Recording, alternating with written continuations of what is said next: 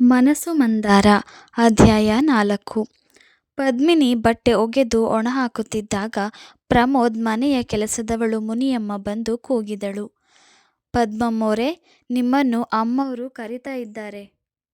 ಯಾಕೆ? ನಂಗೇನು ಗೊತ್ತಮ್ಮ, ಅತ್ತೆ ಸೊಸೆಯರ ಸಮಾಚಾರ ಎಂದಳು ಮುನಿಯಮ್ಮ ನಗುತ್ತಾ. ಅವಳು ತಲೆ ಬಾಚಿಕೊಂಡು ಪ್ರಮೋದ್ ಕೊಟ್ಟಿದ್ದ ವ್ಯಾನಿಟಿ ಬ್ಯಾಗ್ ತೆಗೆದುಕೊಂಡು ಹೊರಟಳು.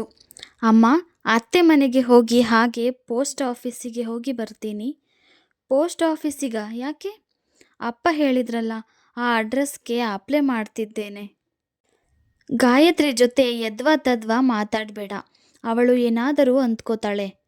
ಪದ್ಮಿನಿ ಉತ್ತರ ಕೊಡದೆ ಗೇಟು ದಾಟಿದಳು. ಅವಳು ಪ್ರಮೋದ್ ಮನೆಗೆ ಬಂದಾಗ ಗಾಯತ್ರಿ ದೇವಿ ಪೇಪರ್ ಓದುತ್ತಾ ಕುಳಿತಿದ್ದರು. ಅತ್ತೆ? ಅವರು ತಲೆ ಎತ್ತಿ ಅವಳತ್ತ ನೋಡಿದರು. ಮನೆಯಲ್ಲಿ ಉಡುವ ಹಳೆಯ ಪಾಲಿಸ್ಟರ್ ಸೀರೆ ಉಟ್ಟಿದ್ದಳವಳು. ಆ ಹಳೆಯ ಸೀರೆಯಲ್ಲೂ ಅವಳು ಮನ ಸೆಳೆಯುವಂತಿದ್ದಳು. ಓ ಪದ್ಮಿನಿನಾ, ಬಾ ಕುತ್ಕೋ. ಅವಳು ಅವರೆದುರು ಕುಳಿತಳು. ನೆನ್ನೆ ನಿನ್ನ ಹುಟ್ಟಿದ ಹಬ್ಬವಂತೆ? ಹ್ಞೂ, ನಾನು ಸೀರೆ ಕಳುಹಿಸಿದ್ದೆ.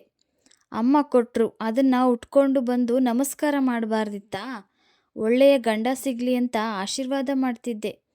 ಇವತ್ತು ಹೇಳಿ ಕಳುಹಿಸಿದಂತೆ ನೆನ್ನೆನೂ ಹೇಳಿ ಕಳುಹಿಸಿ ಸೀರೆ ಕೊಟ್ಟಿದ್ದಿದ್ರೆ ಉಟ್ಕೊಂಡು ಬಂದು ನಮಸ್ಕಾರ ಮಾಡ್ತಿದ್ದೆ.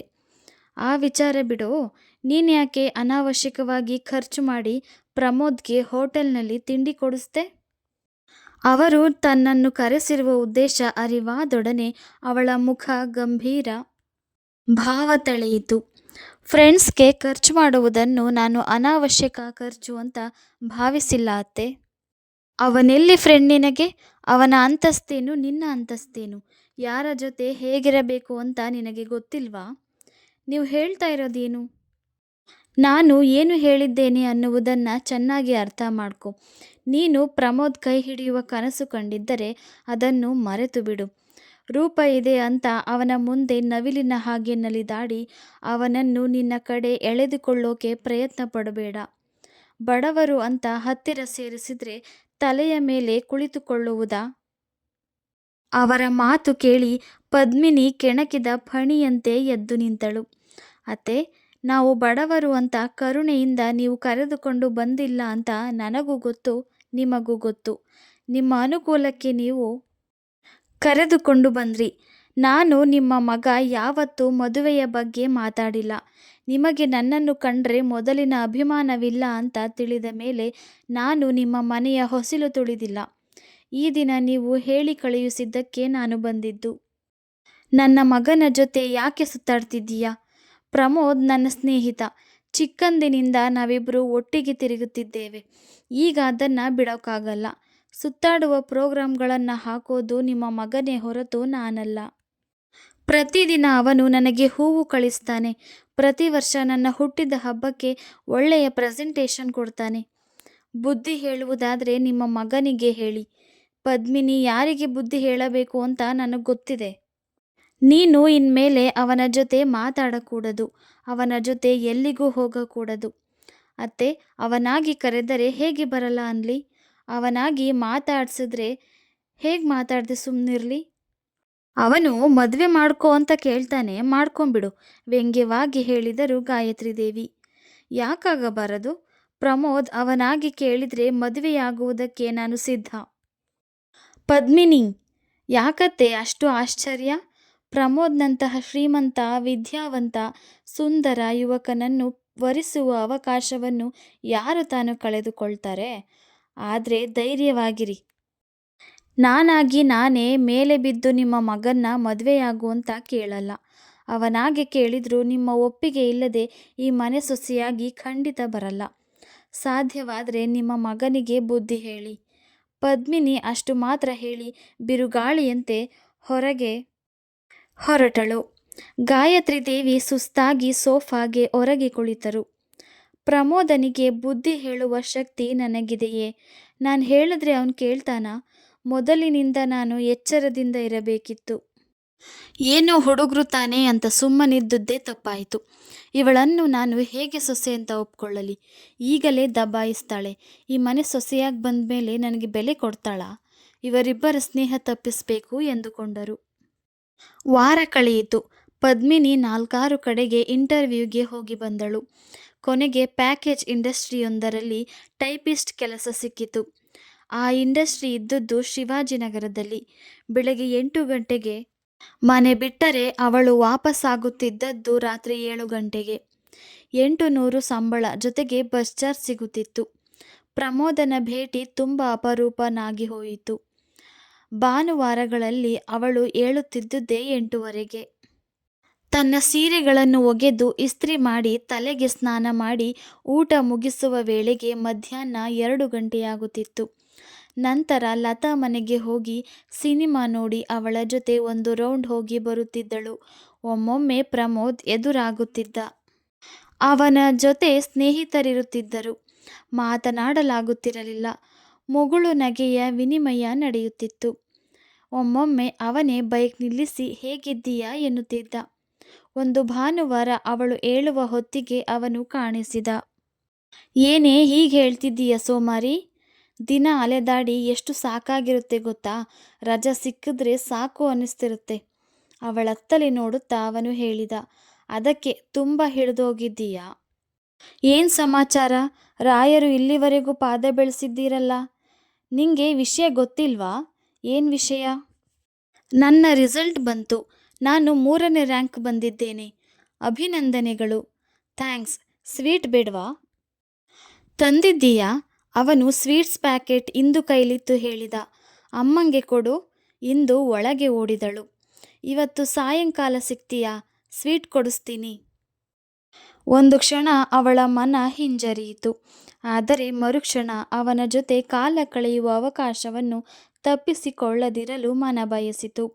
ಆದ್ದರಿಂದ ಕೇಳಿದಳು. ಆಗಲಿ, ಎಷ್ಟು ಹೊತ್ತಿಗೆ ಹೋಗೋಣ? 5 ಗಂಟೆಗೆ ಹೊರಡೋಣ. ಬಸ್ ಸ್ಟಾಪ್ನಲ್ಲಿರು. ನಿಮ್ಮಮ್ಮ ಏನು ಅನ್ನಲ್ವಾ? ಅವರ್ಯಾಕೆ ಅನ್ನುತ್ತಾರೆ? ಇವನು ಆಶ್ಚರ್ಯದಿಂದ ಕೇಳಿದ. ಅವಳು ನಸುನಕ್ಕಳು. ಗಾಯತ್ರಿ ದೇವಿ ಮಗನಿಗೆ ಬುದ್ಧಿ ಹೇಳಲಾರೆರೆಂದು ಅವಳಿಗೆಂದೋ ತಿಳಿದಿತ್ತು. ಕಾಫಿ ಕೊಡ್ತೀನಿ ಇರು. ನಿನ್ನ ಅಮೃತ ಹಸ್ತದಿಂದ ಕಾಫಿ ಕುಡಿಯಕ್ಕೂ ಪುಣ್ಯ ಮಾಡಿರಬೇಕು. ತಗೊಂಡ್ ಬಾ. ಅವನು ಕಾಫಿ ಕುಡಿದು ಹೊರಟ. ನಾನು ಕಾಯ್ತಿದ್ದೇನೆ, ಮರೆಯಬೇಡ ಎಂದು ಮತ್ತೊಮ್ಮೆ ಹೇಳಲು ಮರೆಯಲಿಲ್ಲ. ಅವಳು ತಾಯಿಯೊಡನೆ ಏನು ಹೇಳಲಿಲ್ಲ. ಹಿಂದಿನ ದಿನವೇ ಅವಳು ತಾಯಿಯ ಬಳಿ ತಾನು ಫ್ಯಾಕ್ಟರಿಯ ಗೆಳತಿಯೊಬ್ಬಳ ಮಗುವಿನ ಹುಟ್ಟಿದ ಹಬ್ಬಕ್ಕೆ ಹೋಗುವುದರ ಬಗ್ಗೆ ಹೇಳಿದ್ದಳು. ಅಲ್ಲಿಗೆ ಹೋಗುವುದರ ಬದಲು ಪ್ರಮೋದ್ ಜೊತೆ ಹೋಗಿ ಬಂದರೆ ಆಯಿತು ಎಂದುಕೊಂಡಳು. ಸಾಯಂಕಾಲ ಅವಳು ಜಾರ್ಜೆಟ್ ಸೀರೆಯುಟ್ಟು ಸಿದ್ಧವಾದಾಗ ತಾಯಿ ಗದರಿದರು. ಹುಟ್ಟಿದ ಹಬ್ಬಕ್ಕೆ ಈ ಸೀರೆಯಲ್ಲಿ ಹೋಗ್ತೀಯಾ? ನನ್ನದ್ಯಾವುದಾದರೂ ರೇಷ್ಮೆ ಸೀರೆ ಉಡು. ಅವಳು ತನ್ನದೇ ಬಿಳಿಯ ಮೈ ಕಾಪ್ರಿಂಟ್ ಸೀರೆಯುಟ್ಟು ಸಿದ್ಧವಾದಳು. ಕೈಗೆ ಬಿಳಿ ಹರಳಿನ ಬ್ರೇಸ್ಲೆಟ್ ಧರಿಸಿ ಅದೇ ಮಾದರಿಯ ದಪ್ಪ ಹರಳಿನ ಓಲೆ, ಒಂದೇ ಒಂದು ದೊಡ್ಡ ಹರಳಿನ ಪದಕವಿದ್ದ ಸರ ಧರಿಸಿದ್ದಳು. ಮುದ್ದಾಗಿ ಕಾಣುತ್ತಿದ್ದ ಮಗಳನ್ನು ನೋಡಿ ಸೀತಮ್ಮ ಎಚ್ಚರಿಸಿದರು. ಕತ್ತಲಾಗುವುದಕ್ಕಿಂತ ಮೊದಲೇ ಮನೆಗೆ ಬಾ. ಅವಳು 5 ಗಂಟೆಗೆ 5 ನಿಮಿಷವಿರುವಾಗಲೇ ಬಸ್ ಸ್ಟಾಪ್ಗೆ ಬಂದಳು. 5 ಗಂಟೆಗೆ ಪ್ರಮೋದ್ ಹಾಜರಾದ. ಚಾರ್ಮಿಂಗ್ ಕಿಲ್ಲಿಂಗ್, ಮೋಹಿನಿ ತರಹ ಕಾಣಿಸ್ತಿದ್ದೀಯ. ಸುಮ್ನಿರಪ್ಪ, ನೀನು ಏನೇನೋ ಹೇಳಬೇಡ. ಚೆನ್ನಾಗಿ ಕಾಣಿಸ್ತಿದ್ದೀಯ ಅಂತ ಹೇಳಿದ್ರು ನಿನಗೆ ಜಂಬ. ಅವಳು ನಕ್ಕಳು. ಪಾಶ್ ಹೋಟೆಲೊಂದರಲ್ಲಿ ಅವರು ತಿಂಡಿ ತಿಂದರು. ನಂತರ ಹತ್ತಿರದಲ್ಲೇ ಇದ್ದ ಪಾರ್ಕ್ನಲ್ಲಿ ಕುಳಿತರು. ಪದ್ಮಿನಿ, ಬಹುಶಃ ಮುಂದಿನ ವಾರ ನಾನು ಬಾಂಬೆಗೆ ಹೋಗ್ತಿದ್ದೇನೆ. ಯಾಕೆ? ಅಲ್ಲಿ ನನ್ನ ದೂರದ ರಿಲೇಟಿವ್ ಇದ್ದಾರೆ. ಅವರು ಕಾಂಟ್ರಾಕ್ಟರ್. ಅಮ್ಮ ಅವರ ಹತ್ತಿರ 3-4 ತಿಂಗಳಿದ್ದು ಬಾ ಅಂತಿದ್ದಾರೆ. ಮತ್ತೆ ಫಾರಿನ್ಗೆ ಹೋಗ್ತೀನಿ ಅಂತಿದ್ದೆ? ಅಮ್ಮನ ಆರೋಗ್ಯ ಅಷ್ಟು ಚೆನ್ನಾಗಿಲ್ಲ. ನನಗೆ ಹೋಗೋಕ್ಕೆ ಧೈರ್ಯವಿಲ್ಲ. ಭಗವಾನ್ ಅಂಕಲ್ ಎಲ್ಲಿಗೆ ಹೋಗೋದು ಬೇಡ ಅಂತಿದ್ದಾರೆ. ಆದರೆ ಅಮ್ಮನದ್ದು ಒಂದೇ ಆಟ. ಅಂತೂ ಇನ್ಮೇಲೆ ಓಡಾಟ ಶುರು. ಪದ್ಮಿನಿ, ನಾನು ಕಾಗದ ಬರೆದರೆ ಉತ್ತರ ಬರೆಯುತ್ತೀಯಾ? ನೋಡೋಣ. ನಿಂಗೆ ವಾರಕ್ಕೆ 2 ಸಲ ಫೋನ್ ಮಾಡ್ತೀನಿ. ನೀನು ಮಾಡಬೇಕು. ನೋಡೋಣ. ಯಾಕೆ ಹಾಗೆ ಉತ್ತರ ಕೊಡ್ತಿದ್ದೀಯ? ನನ್ನ ಕಾಗದ ಫೋನ್ ಯಾವುದು ಬೇಡವ ನಿಂಗೆ? ಪ್ರಮೋದ್, ಒಂದು ಮಾತು ಹೇಳಲಾ? ಹೇಳು. ಇದುವರೆಗೂ ನಾವು ಚಿಕ್ಕವರು ಅನ್ನಿಸಿಕೊಳ್ಳುತ್ತಿದ್ದೆವು. ಈಗ ನಾನು ಕೆಲಸಕ್ಕೆ ಸೇರಿರುವ ಜವಾಬ್ದಾರಿ ಹೊತ್ತಿರುವ ಯುವತಿ. ನೀನು ಅಷ್ಟೇ.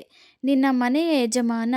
ನಮ್ಮ ಸ್ನೇಹ ಒಂದು ಮಿತಿಯಲ್ಲಿದ್ದರೆ ಒಳ್ಳೆಯದು. ಪದ್ಮಿನಿ, ನೀನು ಈ ಮಾತು ಹೇಳ್ತಿದ್ದೀಯಾ? ಹೌದು. ಈ ನಮ್ಮ ಸ್ನೇಹದ ಸಂಕೋಲೆ ನಿನ್ನ ಪಾಲಿಗೆ ಉರುಳಾಗಬಾರದು. ಉರುಳು ಯಾಕಾಗುತ್ತೆ? ಸ್ನೇಹ ಪ್ರೇಮವಾಗಬಹುದು. ಪದ್ಮಿನಿ, ಇದುವರೆಗೂ ನಾನು ವಿದ್ಯಾರ್ಥಿಯಾಗಿದ್ದೆ. ಪ್ರೀತಿ ಪ್ರೇಮದ ಬಗ್ಗೆ ಮಾತಾಡೋಕ್ಕೆ ಸಂಕೋಚವಾಗಿತ್ತು. ಆದರೆ ಇವತ್ತು ಆ ಸಂಕೋಚ ನನ್ನನ್ನು ಕಾಡ್ತಿಲ್ಲ. I love you Padmini. ನಾನು ಮದುವೆಯಾಗುವುದಾದರೆ ನಿನ್ನನ್ನೇ. ಅವಳು ಅವನ ಮಾತು ಕೇಳಿ ಮೈಮರೆತಳು. ಸುಮಾರು 6-7 ವರ್ಷಗಳಿಂದ ಅವಳ ಪುಟ್ಟ ಹೃದಯ ಅವನ ಈ ಮಾತುಗಳನ್ನು ಕೇಳಲು ಬಯಸಿತ್ತು. ಅವಳಿಗೆ ಅವನು ತನ್ನನ್ನು ಪ್ರೀತಿಸುತ್ತಿದ್ದಾನೆಂದು ತಿಳಿದಾಗ ಹೂವಿನ ರಾಶಿಯಲ್ಲಿ ಹೊರಳಾಡಿದಂತಾಯಿತು. ಹೃದಯಕ್ಕಾದ ಆನಂದ ಅವಳ ತುಟಿಗಳಲ್ಲಿ ನಗೆಯಾಗಿ ಅರಳಿತು. ಮರುಕ್ಷಣ ಗಾಯತ್ರಿ ದೇವಿಯ ಮಾತುಗಳು ನೆನಪಾದವು. ಯಾಕೆ ಪದ್ಮಿನಿ ಸುಮ್ಮನೆ ಕುಳಿತೆ? ನೀನು ನನ್ನನ್ನು ಪ್ರೀತಿಸಲ್ವಾ? ಅವಳು ನಗೆ ಚೆಲ್ಲಿ ಹೇಳಿದಳು. ನಾನು ನಿನ್ನನ್ನು ಇದುವರೆಗೂ ಆ ದೃಷ್ಟಿಯಿಂದ ನೋಡಿಲ್ಲಪ್ಪ. ನಿನ್ನ ಅಂತಸ್ತೇನು, ನನ್ನ ಅಂತಸ್ತೇನು? ಮುಗಿಲ ಮಲ್ಲಿಗೆಗೆ ನಿಮ್ಮಂತಹವರು ಕೈ ಚಾಚಬಾರದು. ಪ್ರೀತಿ ಪ್ರೇಮಕ್ಕೆ ಅಂತಸ್ತು ಅಡ್ಡಿ ಬರಲ್ಲ ಪಮ್ಮಿ. ನೀನು ನನ್ನನ್ನು ಪ್ರೀತಿಸ್ತೀಯೋ ಇಲ್ವೋ ಹೇಳು. ನಾನು ನಿನ್ನನ್ನು ತುಂಬ ಪ್ರೀತಿಸ್ತೇನೆ ಪ್ರಮೋದ್. ನಿನ್ನಲ್ಲಿ ನನ್ನ ಜೀವ ಇಟ್ಕೊಂಡಿದ್ದೇನೆ ಎಂದವಳ ಮನಸ್ಸು ಚೀರಿತು. ಆದರೆ ಮಾತುಗಳು ತುಟಿಯಿಂದ ಹೊರಗೆ ಬರಲಿಲ್ಲ. ನನ್ನ ಮಾತುಗಳು ಅವರ ಮನೆಯ ನೆಮ್ಮದಿಯನ್ನು ಹಾಳು ಮಾಡುತ್ತದೆ. ಅವನ ಮನಸ್ಸನ್ನು ಗೊಂದಲಮಯವನ್ನಾಗಿ ಮಾಡುತ್ತದೆ. ನಾನು ಪ್ರೀತಿಸ್ತಿಲ್ಲ ಎಂದರೆ ಅವನು ಆರಾಮಾಗಿ ತಾಯಿ ತೋರಿದ ಹುಡುಗಿಯನ್ನು ಮದುವೆಯಾಗ್ತಾನೇನೋ. ಪದ್ಮಿನಿ, ನನ್ನ ಪ್ರಶ್ನೆಗೆ ಉತ್ತರ ಹೇಳು. ಇಲ್ಲ ಪ್ರಮೋದ್, ನಾನು ನಿನ್ನನ್ನು ಪ್ರೀತಿಸ್ತಿಲ್ಲ. ನೀನು ನನ್ನ ಒಳ್ಳೆಯ ಸ್ನೇಹಿತ. ಹಾಗೆಂದು ನೀನು ನನ್ನ ಅಣ್ಣನ ಹಾಗೆ ತಮ್ಮನ ಹಾಗೆ ಅಂತ ಸುಳ್ಳು ಹೇಳಲಾರೆ. ಗೆಳೆತನದ ಮೇರೆ ಮೀರಿ ನಾನೆಂದೂ ಯೋಚಿಸಿಲ್ಲ. ನನ್ನನ್ನು ಕ್ಷಮಿಸು. ಅವನು ಮಾತನಾಡದೆ ಎದ್ದು ಪಾರ್ಕ್ನಿಂದ ಹೊರ ನಡೆದ. ಅವಳು ಅವನನ್ನು ಹಿಂಬಾಲಿಸಿ ಬಂದು ಬೈಕ್ ಬಳಿ ನಿಂತಾಗ ಹೇಳಿದ, ಇದು ಪಾರ್ಕ್ ಅಲ್ಲದಿದ್ದರೆ ನಿನ್ನನ್ನು ನಾನೇನು ಮಾಡ್ತಿದ್ದೆ ಗೊತ್ತಾ? ಕೊಂದು ಬಿಡ್ತಿದ್ದೆ. ನನ್ನ ಹೃದಯದಲ್ಲಿ ಇಂದಿನವರೆಗೂ ಆಸೆಯ ಬಳ್ಳಿ ಹಬ್ಬಿಸಿ ಈಗ ಮೋಸ ಮಾಡುತ್ತಿರುವ ನಿನ್ನನ್ನು ನಾನೆಂದೂ ಕ್ಷಮಿಸಲ್ಲ. ಅವಳು ನಿಂತಿರುವುದನ್ನು ಗಮನಿಸದೆ ಅವನು ಬೈಕ್ ಸ್ಟಾರ್ಟ್ ಮಾಡಿದ. ಅವಳು ಬಸ್ ಹತ್ತಿ ಮನೆ ತಲುಪಿದಾಗ 8:30 ಗಂಟೆಯಾಗಿತ್ತು. ಇದೇನೆ ಬರೀ ಕೈಲಿ ಬಂದಿದ್ದೀಯಾ? ತಾಂಬೂಲ ಕೊಡಲಿಲ್ವಾ? ಸೀತಮ್ಮ ಕೇಳಿದರು. ಹುಟ್ಟಿದ ಹಬ್ಬಕ್ಕೆಲ್ಲ ತಾಂಬೂಲ ಕೊಡ್ತಾರಾ ಎಂದು ಸಿಡುಕಿದಳು ಪದ್ಮಿನಿ. ಬಟ್ಟೆ ಬದಲಾಯಿಸಿ ಹಾಸಿಗೆಯ ಮೇಲೆ ಉರುಳಿದೊಡನೆ ಕಣ್ಣಿನ ಮುಂದೆ ಪ್ರಮೋದನ ಮುಖ ತೇಲಿ ಬಂತು. ಜೊತೆಯಲ್ಲಿಯೇ ಅಳು ಉಕ್ಕಿ ಬಂತು. ಪ್ರಮೋದ್, ನಾನು ನಿನ್ನನ್ನು ನನ್ನ ಪ್ರಾಣಕ್ಕಿಂತ ಹೆಚ್ಚಾಗಿ ಪ್ರೀತಿಸ್ತೀನಿ. ಆದ್ರೇನು ಮಾಡಲಿ, ನಿಮ್ಮ ತಾಯಿ ಈ ಮದುವೆಗೊಪ್ಪಲ್ಲ. ನಾವೇ ಅವರನ್ನು ಧಿಕ್ಕರಿಸಿ ಮದುವೆಯಾದರೆ ಅವರು 1 ಪೈಸೆ ಆಸ್ತಿ ನಿನಗೆ ಕೊಡಲ್ಲ. ನನ್ನಿಂದ ನೀನು ಬಡತನ ಅನುಭವಿಸಬೇಕಾಗುತ್ತದೆ. ನನ್ನಿಂದ ನಿಮ್ಮ ಮನೆ ಕುರುಕ್ಷೇತ್ರವಾಗುತ್ತದೆ. ನಾನೇನು ಮಾಡಲಿ ಪ್ರಮೋದ್? ನಿನ್ನನ್ನು ಬೇರೆಯವರಿಗೆ ಬಿಟ್ಟು ಕೊಡುವುದು ನನಗೆಷ್ಟು ದುಃಖ ತಂದಿದೆ ಗೊತ್ತಾ? ಆದರೆ ನಿನ್ನ ಒಳಿತಿಗೋಸ್ಕರ ಸುಮ್ಮನಿರಬೇಕಾಗಿದೆ. ಅವಳು ರಾತ್ರಿ ಎಲ್ಲ ನಿದ್ರೆ ಇಲ್ಲದೆ ಹೊರಳಾಡಿದಳು. ಮರುದಿನ ಬೆಳಗ್ಗೆ ಅವಳು ಕೆಲಸಕ್ಕೆ ಹೋಗಲು ತಯಾರಿ ನಡೆಸುತ್ತಿದ್ದಾಗ ಸೀತಮ್ಮ ಹೇಳಿದರು, ನಿನ್ನೆ ರಾತ್ರಿ ಪ್ರಮೋದ್ ತುಂಬ ಕುಡಿದು ಬೈಕ್ ನಡೆಸ್ತಿದ್ದಾಗ ಆಕ್ಸಿಡೆಂಟ್ ಆಯ್ತಂತೆ. ತಲೆಗೆ ಪೆಟ್ಟು ಬಿದ್ದಿದೆಯಂತೆ. ಪ್ರಶಾಂತ್ ನರ್ಸಿಂಗ್ ಹೋಮ್ನಲ್ಲಿದ್ದಾನಂತೆ.